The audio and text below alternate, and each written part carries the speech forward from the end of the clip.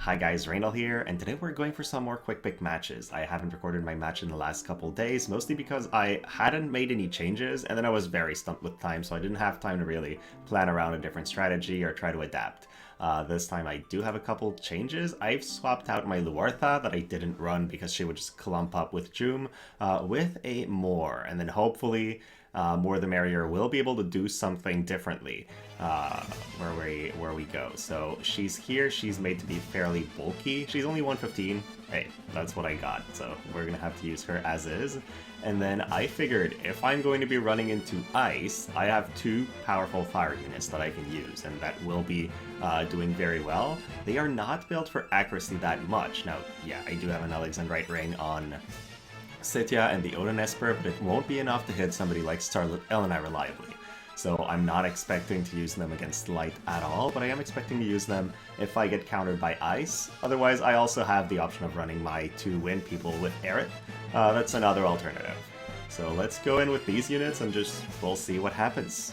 Okay, so we either go against Wind or we go against Ice. We do have a bunch of fire options, so they might decide to go with their Ice team. Or the Wind, I really don't know, but you know what? I do feel like running this team. So that's what we'll try to go for. The Super Fire team, and we'll hope that they decided to pick Ice. If they did, we should be in a very good spot, but seeing as we have two fire units, I feel like they're gonna go Wind. If they do go Wind, would my Wind team have beat theirs? Probably. I think the team with More the Merrier would have an edge over the team with Luartha. But there we go. They went for double ice. We have double fire. That should go well for us. And now let me just see if I can turn on the in-game sound, because that would be a bit of an improvement. There we go. Now we got it. So, enemy Joom is on the side, which it does mean everybody on our team gets the time to use spells before advancing, except for Joom, who will immediately run out of AP and get blasted to bits by a Visalier. I don't expect my Joom to survive for long here, but I do really hope that my Winter Mushery can take that hit well enough. Let's see, yep, 2000 damage is not that bad, so now let's see how our counterattack goes. Flight of the Firebird from Sitya. As long as she doesn't miss an attack, which should not happen on these guys, she hits pretty hard. So yeah, 7,000 on Aranea. And then we take one down, Visalier's still there, and we did see in a previous match that I played, I did see a Visalier completely obliterate my units with typeless attacks, because we are very resistant to ice, but if they use typeless attacks like their normal attacks or Meteor, it's a bit of an issue. So Visalier performs better than I thought against these guys. Still though, we have a pretty intense type advantage. She's gonna keep throwing Meteors. And will she do a lot against Sitya? Not that much. We have pretty good bulk, so we end up winning, but by a very thin margin, honestly. It should have been more to our advantage here. Okay, so for match number 2, we will be fighting either double Dark Lightning, double Wind, Earth. I'm not too sure what the enemy is going to be, but I feel like if they only have 2 big damage threats, then that is the moment where we send in our healer normally. So should we go with Aerith here? Yep, let's do that. If they do end up picking Cloud, that's going to maybe backfire, or if we group too much, but I feel like Aerith really struggles when the enemy is a mono-element team that just bursts me down too quickly. If they have a little bit less damage than the average team, then we can heal back a little bit right in the beginning, and that hopefully gives us an edge. So the enemy team is all faster than ours, and we are using the Black Rose of the Battlefield Vision card, so that just means their equipment and espers are faster. This is really bad. I need to turn off Shadow Flare from Aerith, because now, instead of casting Re-Raise, which is very important for us, she just goes in, puts herself in an AoE pattern, and immediately dies. And then for some reason, apparently, enemy Luartha ignores hate, and decided to go for our healer first, which kind of surprises me. Was she not able to hit Joom from there? I don't know what happened. But we immediately lose one. We don't have a re-raise on Halloween of the Leela, and we are positioned in a way that we are in a bit of trouble.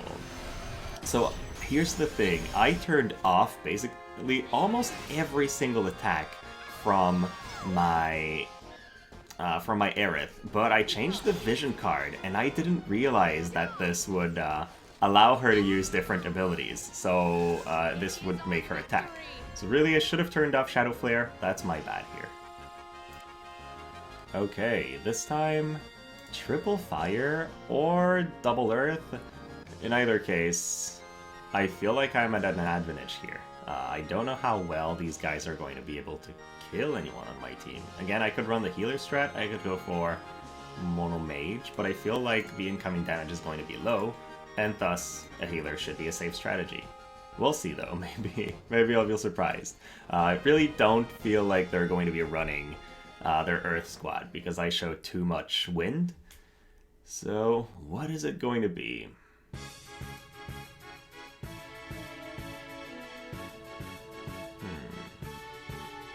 Yeah, if it's Minwoo and they quicken a Kingmont into a Berserk, then maybe I'm going to see something surprising. To be honest, I haven't seen a lot of Minwoo. I'm not that sure what she's going to do in a fight. But there we go. Revitalize. I love the skin they're using for Glacial as weapon. That's definitely a fun one to have. So we have our tank in front. They have Elegant Encouragement for a lot of damage on Kingmont. That's interesting. Typically, people don't build their tank for that type of damage. But let's see what happens here. He goes in, attacks Joom with 1000 damage. Not very impactful here. And we are going to start hitting back. But wow, our Joom does no damage at all. So they are definitely very bulky. And then he gets quickened. But he didn't do much on his first turn. I don't feel like he's going to do that much on his second one either. Goes for the Berserk, but he only reaches our tank. And if I remember correctly, Joom has Berserk resistance? I guess not though, because she didn't resist this at all. And then he guards the attack from Leela, so he reduces the damage by quite a lot, and when a unit is Berserk, they take 50% more damage. So the ability that this enemy team has right now to kill our tank is very, very high. We could tell that just from the Glaciala damage. So yet another Quicken on Kingmont. He's still going to be hitting our Joom, I think, so it won't matter that much, but now she is in range where she can get killed by the enemy Glaciala. We just pop Minwoo in the back, Brandon Fangs takes away Joom once, comes back to life, and then hopefully Aerith will have time to cast before she comes back.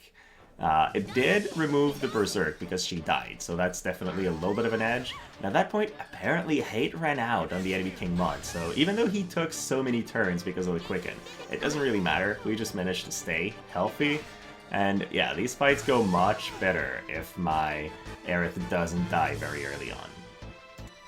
And now it's going to be wind, I guess. They have a lot of wind options, a little bit of fire options.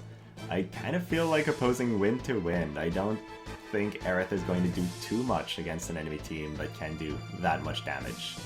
What do I go for? Yeah, let's go with that. I am not sure how I set up my Moore though. Maybe she won't be using the right abilities. Yeah, I wonder if I have the TMR ability turned on. Let's see. So this is an interesting test. I think it's the first time I'm running More the Merrier, except in Arena. And then in Arena, since you can select your opponent, it's not that hard to make her work. So this will be an interesting experience. They chose to be instead of Halloween Little Leela, so I feel like this gives us a bit of an edge, but we have to manage to land our hits, which could potentially be an issue. Their Moore uses Re-Raise on turn 1, their tank immediately rushes forward, and then our Moore uses Defense and Spirit up for our Joom. So no Re-Raise just yet, but I wanted my Joom to be as tanky as could be, and there's not a lot of Spirit penetration in these units. So there, okay, they're gonna drop the Mimic Burst only on our Joom. So far this is pretty good because they're not going to silence somebody who's impacted by silence. And then takes one hit, but she has Re-Raise, so it won't matter too much. We throw the Divine Toxicology, take her down once, but she comes back to life. Our Joom is right afterwards though, so hopefully we are able to hit them. We're pretty low in AP, so no, unfortunately here. We don't get to play in the right turn order. Your Annihilation Dance on our Joom will probably not do too much. But I'm expecting this to... Oh, they ignore my hate and they just go for one of my units in the back. I guess we ran out of hate here. That is pretty bad. Now, Joom, even with a low amount of HP, can survive attacks from a 2B for a while. But again, she's out of hate, so this becomes a lot tougher. And then apparently, to be dodged the attack from our Leela because she's still alive.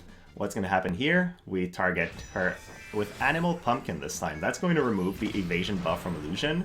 And it does a significant amount of damage, but she's still pretty healthy. Goes for our Joom, takes her out, and then can Leela land the arrow? Yes, she can. Okay, that was very close. So I've been hitting basically only Mono Light for the last 2 days I recorded, and none of them showed up today except now. Now this one is going to be tough. They have 3 Light or double Lightning and Dark. In either case, it's going to be a very hard matchup.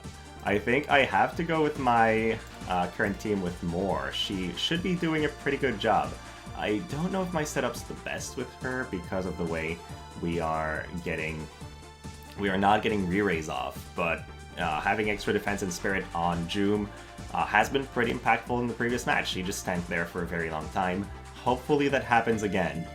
I really wish there was, or I had a way to make my Joom a lot faster, because I feel like typically my enemies play before I do, and that means they get Vacuum Veil on, so they get Protect and Shell, or whatever other buff they want, and all my Joom does in her first turn is rush and deal damage. We're fighting an enemy Charlotte. With that setup, my pick, which is not the best. I have only magical attackers, and we are going to struggle with hitting Charlotte because of how bulky she is.